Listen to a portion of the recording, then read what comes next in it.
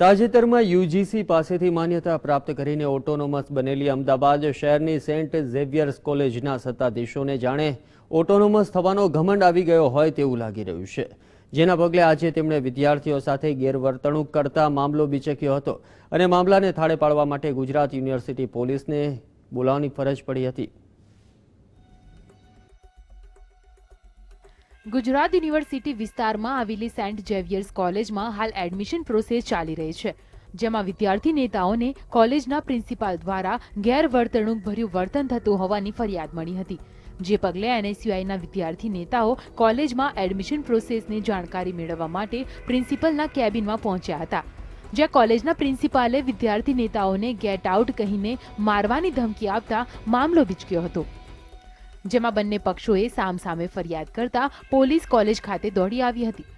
જો કે કોલેજના સત્તાધીશોના શિરે આ ઘટના પછી પણ ઓટોનોમસ કોલેજનો ભૂત સવાર હોય તેમ મીડિયા સમક્ષ પણ કશું બોલવાનો ઇનકાર કર્યો હતો. આજે અમે ઝેવિયર્સ કોલેજમાં ગયા અને ઇન્ટરવ્યૂ પ્રક્રિયા ચાલતી હતી, એડમિશન પ્રક્રિયા ચાલતી હતી, એટલે અમે ફાધરને જઈને પૂછ્યું કે સાહેબ તમે ઇન્ટરવ્યૂ કઈ રીતે લો છો અને સિસ્ટમ શું છે એડમિશનની એ અમને જણાવો.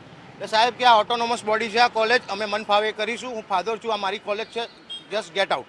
પોલીસને પછી અમારી થોડી ચર્ચા ઉગ્ર થઈ એટલે સાહેબે મને એમ કીધું કે તને હું જોઈ લઈશ કે તું બહાર નીકળીને બતાવ્યા તે, એટલે મેં પોલીસ ફરિયાદ કરી. પોલીસ આવી અને પછી સાહેબ પોલીસની ગાડીમાં બેસવાનો ઇનકાર કરી દીધો અને પછી સાહેબ એમ કે સમાધાનની વાત ઉપર આવ્યા.